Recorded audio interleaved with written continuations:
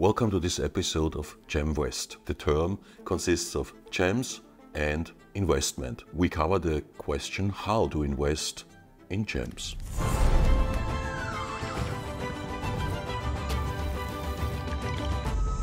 Gems are the oldest form of investment. All aristocratic families had gems as a backbone of their portfolio strategy. We could say the most well-known gems for an investment are rubies, sapphires, emeralds and diamonds. We cover the field of the so-called non- or untreated stones. Most of the rubies and sapphires in the world nowadays are heat treated. Heat treatment is a very well-known and very old treatment, and the idea is to take a sapphire or a ruby with an imperfect color and to heat it to a high temperature. And if successful, the color improves, sometimes also the clarity improves. We are specialized in non- or untreated stones. This market is roughly 3% of the total market of gemstones. I mentioned it already. What's important about gemstones? It's important to buy well-known gems, it's important to buy untreated gems, and it's important to buy certified gems. The certification by an independent gemological laboratory is very important. If we talk about investment, most of our stones go into vaults. They are not used as jewelry, but it's possible to wear them as jewelry. Which types of gemstones are there? On the one hand side, we have the corundum group. That means rubies and sapphires. For the last 500 years, we decided as a manhood that we call a red corundum ruby. Sapphires, well known, there are the blue sapphires, but sapphires can have each and every color from white to black. So for sapphires I have to call them by the color name. The second group, the beryllium group, that's especially the emerald, the beautiful green emerald, also very well known for centuries. The third group is diamonds. You all know them. White diamonds are well known, but there are also fancy diamonds. That means diamonds which are colored by nature. They can be yellow, they can be orange, bluish, greenish, pink, up to red, which that's very, very rare. Then there are some groups which are not so well known, like spinel, also possible to have them in all colors, like tanzanite, like tsabolite, that's a green garnet, mandarin garnet, that's an orange one, alexandrite, and tourmalines, of course, and a lot of different other gemstones. As we talk about investment, a gem is nothing speculative. It's for the long run. It's a backbone for your portfolio and the increase in value. We have figures for roughly 33, 34 years. The average increase in value is between 5 to 8% per year.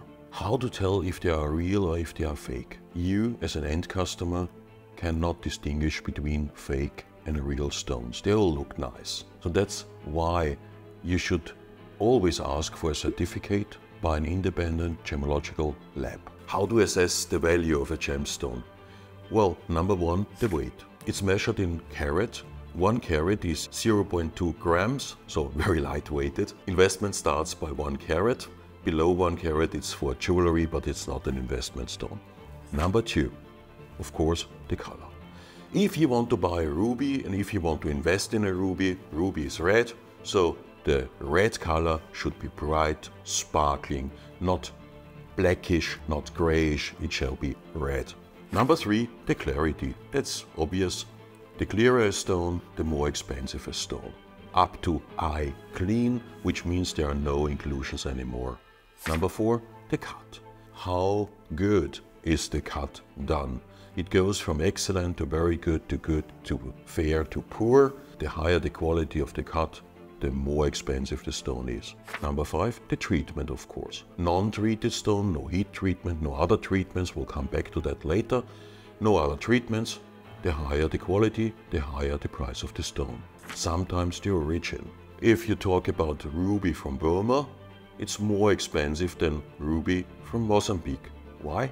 Because ruby from Burma is very well known and it's much more rare, especially in bigger sizes, than it is from Mozambique. And the last point, the existence of a certificate. The highest quality certificates for colored gemstones are Swiss certificates. The Swiss laboratories have shown the highest knowledge for treatments and for gemstones in general over some decades. So how do you start investing in gemstones? I assume you have got some other forms of investment.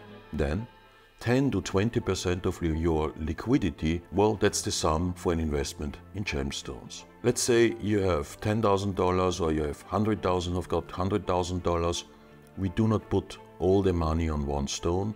We diversify also your gemstone portfolio. If you start investing, always ask for the certificate of the stone or for more valuable stones for several certificates. I would say go to a trustworthy dealer of gemstones who is in business for several years, who has a wide range of stones in stock and who can offer you the stones you are looking for. If you want to have a first look, just visit our online shop. We have more than 2,000 stones in stock there, from collector's items for, let's say, 500 US up to 100,000, a very wide variety. And regarding rubies and sapphires, they are always untreated and fully natural. That was the first episode regarding Gemvest, the investment in gemstones. Subscribe to the channel, hit the bell, and I'm looking forward to see you again.